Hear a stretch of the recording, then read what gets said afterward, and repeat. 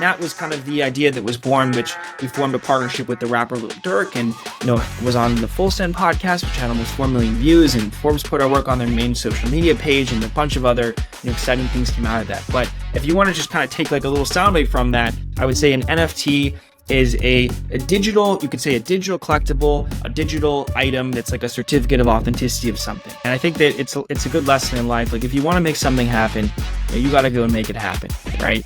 And so I graduated college. At the time, I was trying a couple different businesses and different ideas, and the NFT space was getting really, really big. Higher end price point. A lot of these rappers are wearing these types of shoes anyhow. And let's also make this something with an NFT where you can use this NFT in games potentially down the line. But let's just give you a digital collectible version that you'll be able to use then. And that was the idea that I founded and had. And we wanted to call it Next Gens, to do something different, to be bringing the next generation of product and footwear. And it got a lot of great traction. And definitely thankful for that traction. But that was the idea. Like, let's bring more people into NFTs in a way that they can actually understand it by leading with something they know and love. He was willing to kind of do, whatever it took to be able to make something happen. And you see him now with all the success. But I mean, this guy couldn't even raise $250,000 at that point, and now he's Mr. Wonderful and everybody knows him. So I think that the biggest takeaway has been, really the scrappiness of a lot of these people, that they've been willing to do whatever it takes to make their dream happen. Well, Ben, you definitely have some of that scrappiness in you, reaching out to some of those heavy hitters and enticing them and getting them to believe in your mission.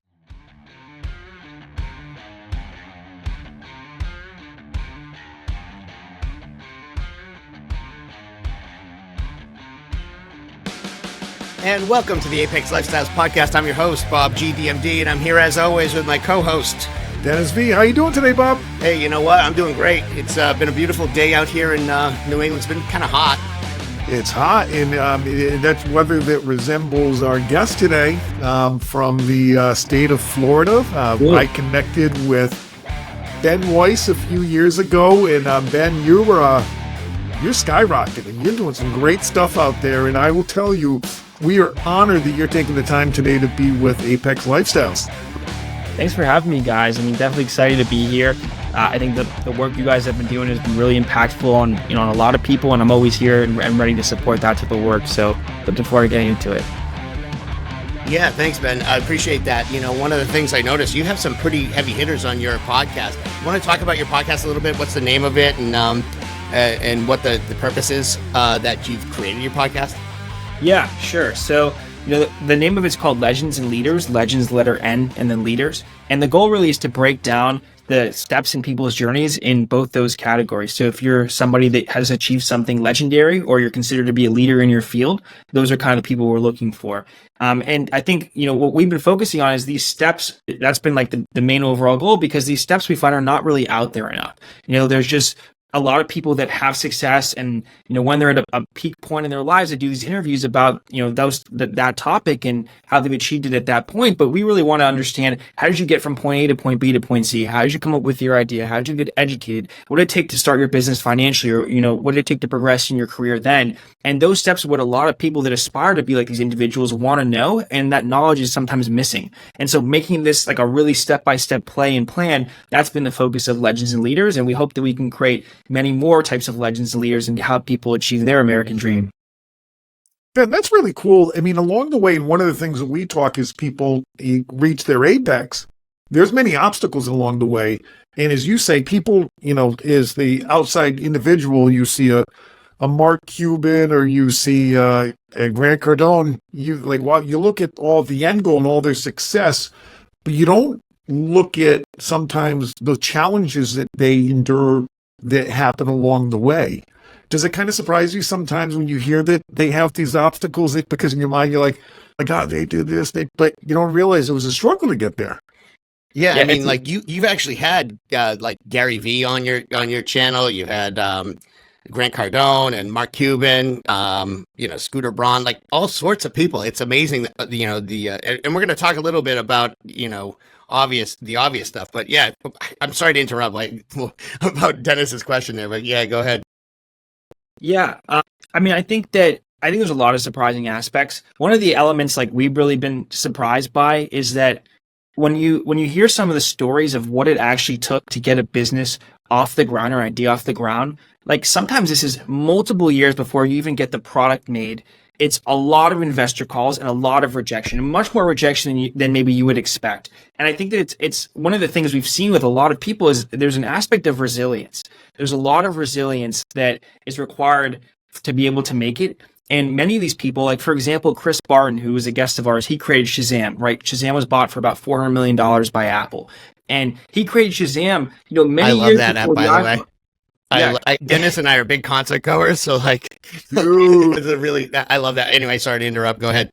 Yeah, so he created Shazam, years before the iPhone was even made. He talked about how you would call up a number and you would play your song, on a traditional phone, by the phone. It would run it by like some database he had, and then it would come back to you and tell you what it was before the app even was out. And he, at the time, of the iPhone, he decided this was a great opportunity to be able to take this technology that he made, which he, by the way, made for like $1,000 by hiring a professor at like MIT or, some university that understood how to detect like sound waves with submarines, and hired him to do it, low budget, didn't have that much money, and built this app, didn't use that much marketing, but, persisted on, I think, for 8 years. So, and that's just one example. There are many examples like that. And I think that that's maybe surprising to the average person, that you see this person with the success and an exit of $400 million. And you look at them like, wow, this guy must just be a genius. He wasn't technical. He was building this thing for years and years before. And it's the same story with Adam Chyer, who invented Siri. He created Siri many years before Apple came to him.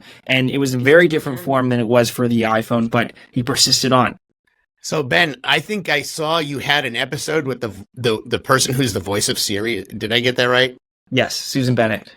Yeah, that's really cool. Like I watched that one. That was really cool. How do you actually connect with these people and get them to come on your show? Really, that was something that was interesting to me. It's a good question, Bob. So I think there's a couple of aspects to it. If you take your time and you really try to write something that's meaningful to somebody and explain to them the significance of them joining you, I think that can be helpful. Also like part of it's like a domino effect. So once you have other great guests on, like for example, we had Kevin O'Leary on as a guest on our podcast. We had Miss Universe, Arbany Nolan, when she was Miss Universe for America. America hasn't won Miss Universe before that, for quite some time. So once you start to bring on some of these people, it can become a flywheel. But even earlier on, if you write to somebody and say to them, why it's important for them to give you their time, what it would mean to you to have their time, and you're very respectful and you ask really questions about them and maybe take a different angle than what people would expect, I think that you'd find that people are willing to give you their time. People do want to share their stories. And also a lot of them are aligned with our mission. They really want to give back. The mission is something that I think is critical to this. And a lot of people want to inspire a new generation. They want to be able to have people understand what they did. It's not like these secrets are just meant to be in a box, meant to be in a walled garden. Like, these are meant to be out there. And these people want to actually give that back. So that's how you've been able to, Bob. Ben, is there a takeaway so far that you received from somebody that really stands out to you? Because you've had some heavy hitters in there. Is there something that really stands out from one of your episodes? Yeah, it's a good question as well.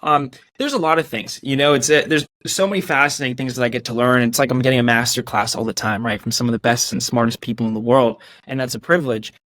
I think that, if I had to pinpoint a couple, I would say with Kevin O'Leary, for example, there's a certain humility that you see from somebody like him where, he's had, I think, a $4 billion exit. He can go out and be able to get on any show that he like. And, he took the time to be able to speak with us on our show. And some of the interesting lessons that he gave, he talked about how his first business, he was supposed to be able to get in a check from a fund of like $250K. And, he wasn't able to get that money in whatsoever. The fund kind of backed out, and his mom gave him like $10,000 to get it off the ground. And eventually when he sold the company, she didn't even ask for anything back from him. And so you can kind of get an understanding as to the character of people. And, I think that in that example, with somebody like Kevin O'Leary, he was scrappy. He was willing to kind of do, whatever it took to be able to make something happen. And you see him now with all the success. But this guy couldn't even raise $250,000 at that point, and now he's Mr. Wonderful and everybody knows him. So I think that the biggest takeaway has been, really the scrappiness of a lot of these people, that they've been willing to do whatever it takes to make their dream happen.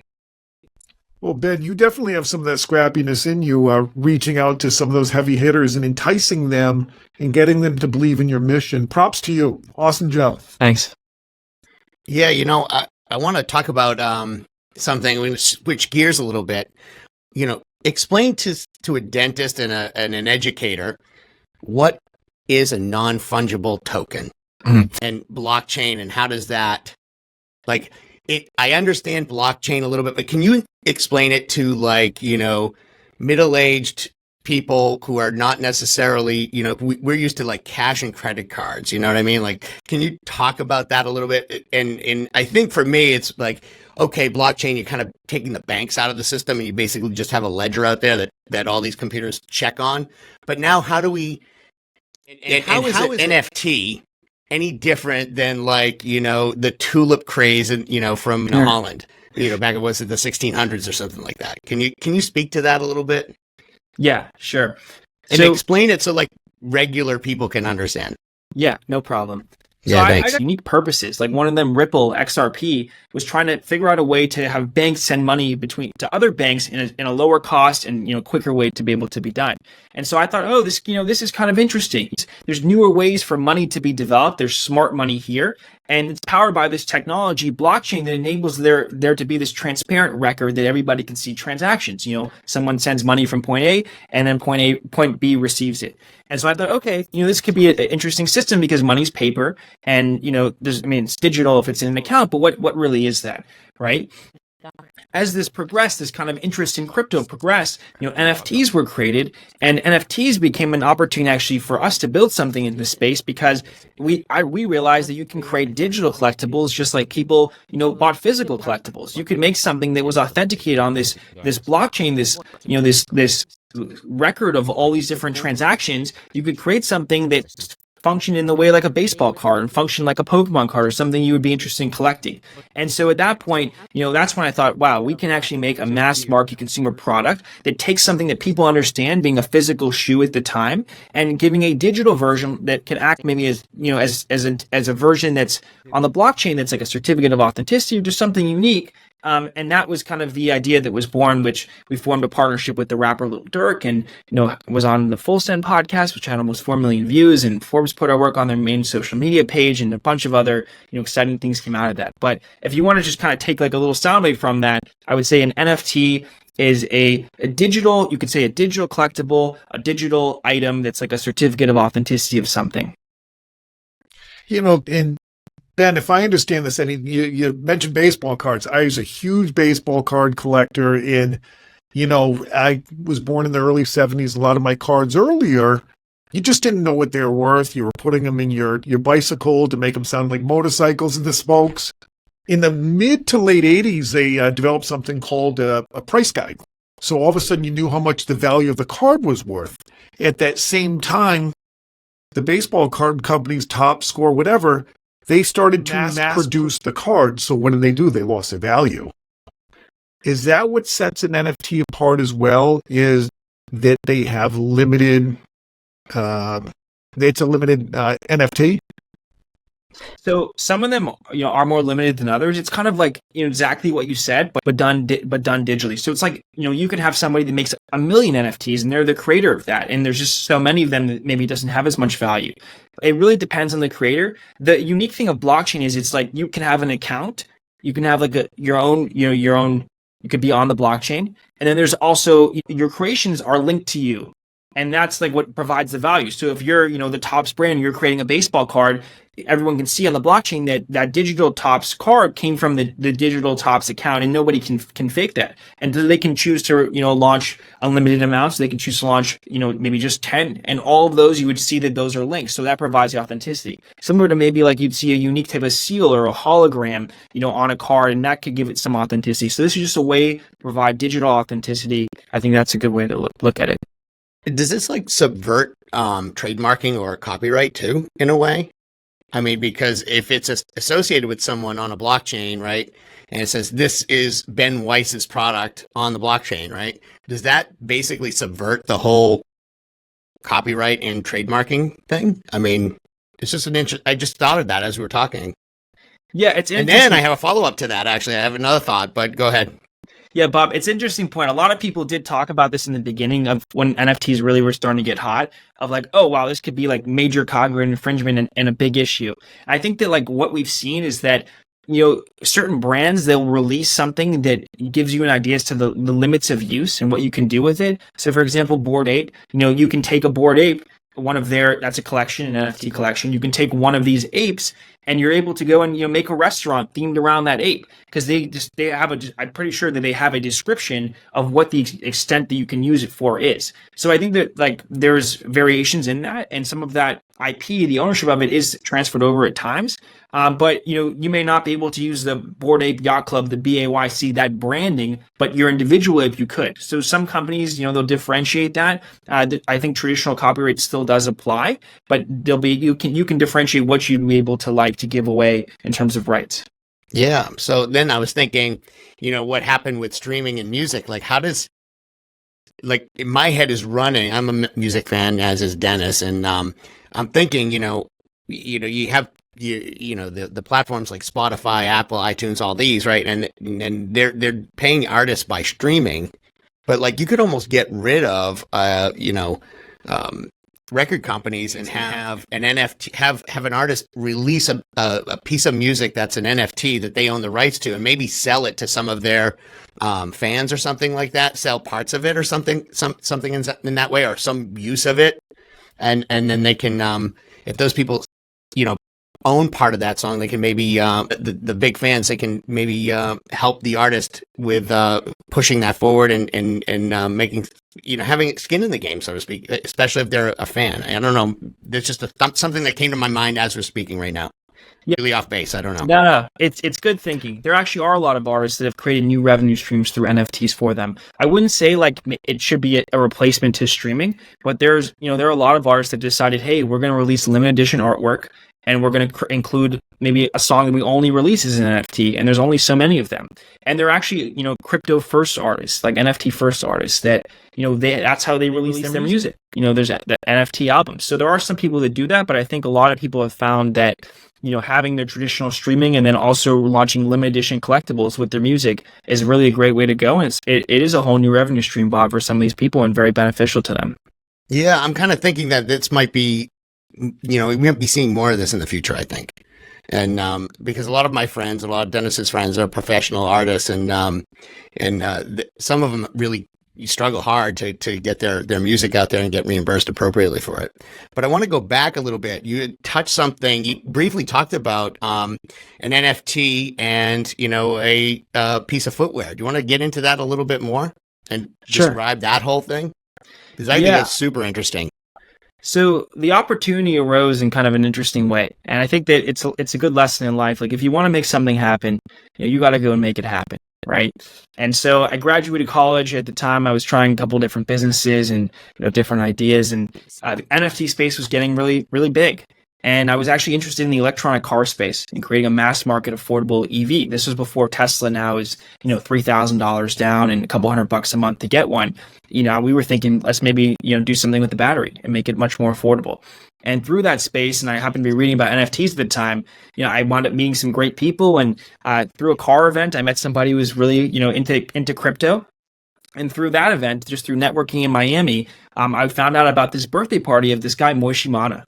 And Moishi Mana, for those who don't know, he became a real estate billionaire and actually immigrated to the US from Israel, and was sleeping on like park benches, like had no money. And he was able to build up and build a fortune by being in Miami real estate pretty early on. And so because he's built up Wynwood so much, that Wynwood area, he spent, I think, even $1.2 million a year building up, painting these walls, the artsy walls in Wynwood. He throws a big birthday party to really activate the area that he has. And anybody can really go to this birthday party. Of course, there's VIP sections and such. And so, somebody through this car scene told me about it. I went to the birthday party, came in a nice suit, etc. And I was able to get into some of the VIP sections. And the last VIP section, which I actually almost wasn't going to go to, I was on my way out, but this person kind of caught me and said, come in. I went into it and I was introduced to somebody who was well connected in hip hop, wanted to do something. And I told them, I said, we need to create something that's a physical product to make NFTs, be understandable to people, lead with physical first. And hip hop, hasn't really been into this space. There's a lot of artists, like you mentioned earlier, Bob, that would be able to maybe monetize in this space and help them, and that haven't been able to.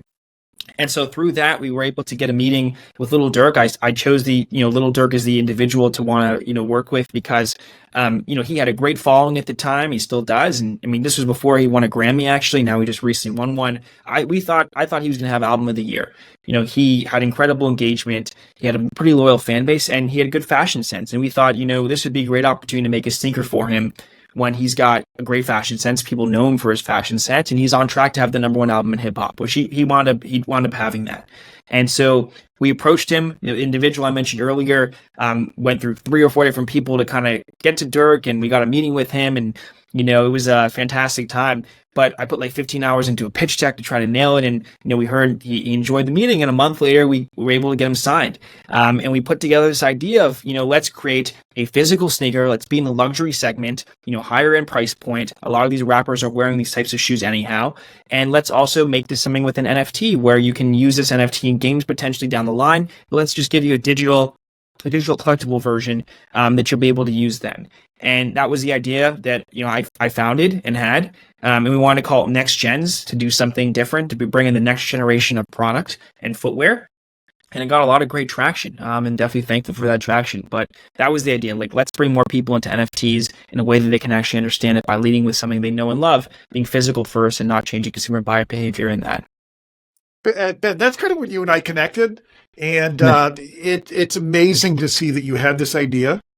And, to first of all, to go after, you have so much drive, resilience, and I'm sure that, when a month goes by before you find out whether or not he's going to sign on the line and it's going to happen and all the work that you put into it. And then explain that day, what it was like, the emotions you went through, and how did you celebrate? How did you celebrate your victory? Because that's a huge victory. Yeah, it was nice. The process to get him on, it took a little bit of time. And we were maybe looking at other options too. We were looking at other potential artists that could make sense to be able to work with. And we were, trying to figure out that avenue. But we did want to be able to do it with him. We thought he'd be great, Durk, to do it with. Luckily I have relatives that are attorneys. And so we were able to get the contract done pretty quickly and have that created. And we sent it over within, right after the meeting happened. I think we got it to him within a week. I mean, it was pretty fast. I was on top of it. And it took a couple weeks after that. But we were saying, like, look, you're our top option. We like to be able to do this with you. If you don't want to do it with us, maybe we're going to do it with somebody else. And we really had serious interest from other people. And so I think that once it got to that point where that was maybe communicated, that we were able to get the contract back. And, once it was signed and everything, I think it was a really exciting moment.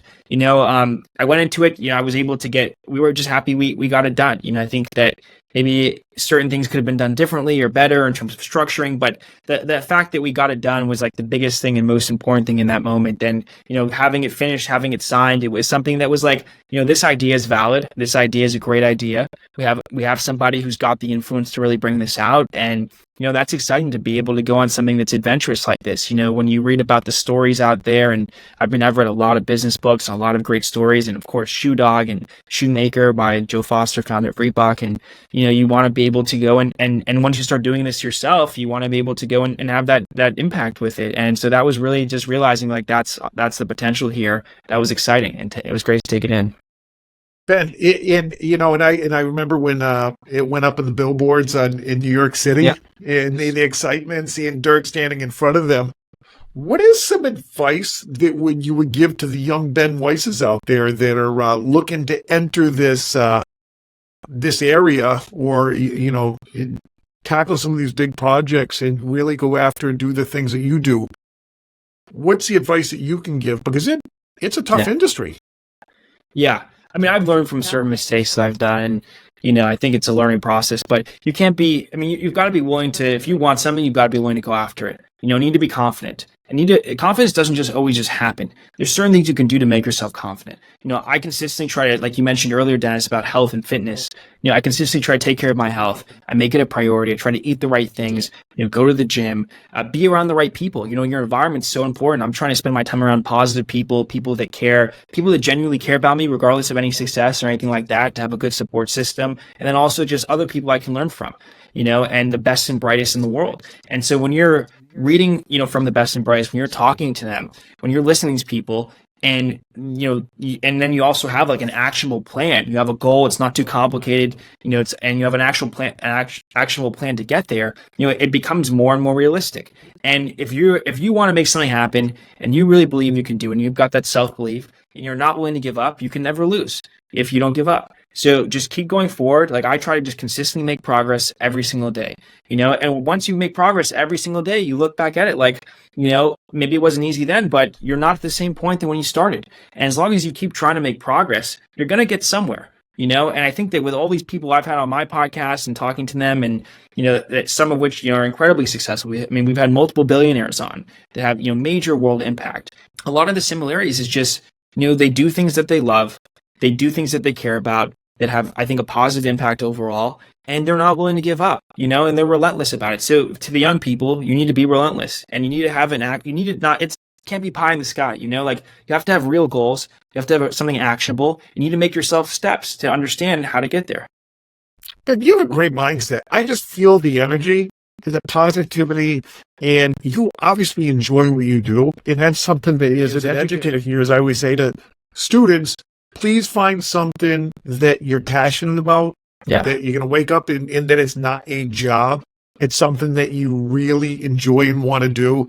And you've entered a realm that a lot of people don't know about, but because of Ben Weiss, people are learning about it. And you're a champion, man. I'm really, really proud of you. Yeah, I'm working to keep going. Yeah, I think it's definitely like what you're teaching, Dennis. You've got to be willing to find something you love and really go after it. And it's not like these people that are out there that are accomplishing these incredible things are not human. We're all human. We all have the same 24 hours. We're all constrained to certain limits. We all have to drink water and eat, and we all need family and this and that. Like, break it down to the basics and realize that you can do it too. And I think that you got to have that self belief. That's one of the first things in the beginning, and I think you teach a lot about the type of ability you have to have internally to be able to go and actually get what you want, and you got to have self confidence and belief in yourself. Yeah, I couldn't agree. I couldn't agree more. If you're, if you just got to keep scrapping and keep going. Ben, you've been an amazing guest, man, and I want to respect your time. You're a busy dude, but I do want you to list out how can people touch base with you, how can they reach out, and how can they learn more about what you do. Yeah, feel free to reach out to me on social media and LinkedIn and Instagram. Just Ben Weiss. I'm there. The picture with me in the suit. So that's probably a good way. Or you just go to our site www.flights.com, FLGHTX.com. You know what? Sorry, Ben. Sorry to interrupt. We're gonna redo that at the end, but I forgot to ask you about Flights. Yeah, for sure. It's kind of changing now, what we're doing there. It was more of like this kind of NFT development studio, but making them actually relatable to the average person. So we did a project with Nikki Haskell, for example, who now has become huge. She has over 1 million followers between her Instagram and TikTok, and she's known as she does these viral videos of I'm in my 80s. This is what I would tell you to do in your 20s. And we did an NFT with her. I think we probably sold an NFT for the oldest demographic it's ever been sold in. We sold it out of taking her ports of call, her images that she's made these paintings, and giving everybody a physical version, a nice print, as well as a digital version. We've sold some incredible ones. Pamela Anderson has one, for example. And there's just a bunch of people that have great ones there, but we were able to make it relatable. And so that was kind of the focus of Flights. Now we're shifting to a new project, which I'm not able to announce yet. But it still has that kind of similar concept of physical and digital merging those worlds. Yeah, Ben, I'd love to have you back on when you're ready to talk about that. I think you've been an engaging guest, and I think you've helped, you helped me understand NFTs a little bit better about the blockchain. And you're an inspiration to me. You're a young dude. If I was where you were, when I was your age, I think I'd be in a different place than I am now. But thank you so much. I know I interrupted you earlier. Can you go and enumerate how people can reach you and connect with you? Yeah, people can reach me via LinkedIn. I'm pretty active on there. Instagram or pretty much any other social media, as well as our site, which is www.flights.com, FLGHTX.com. There's a contact there too, and we're pretty responsive. Nice. Are you on Instagram at all? Yeah. Imagine sky's the limit for you, and just keep pushing and doing what you do. Pleasure having you as a guest. Thanks, guys. You guys too. I think this is a great, it's great what you're doing with this format, and wanting to bring on different people to share their stories and try to give something back is definitely a mission I'm aligned with, and that's how you get to the apex, right? So keep it up. Yeah, sure is, man. And Dennis, I think this one's a wrap, and it's one of my favorite ones so far. What do you think, Dennis? 100%. Ben, you educated all of us on things that a lot of people don't know about, and it's the future. So as always, it's go time. It's go time.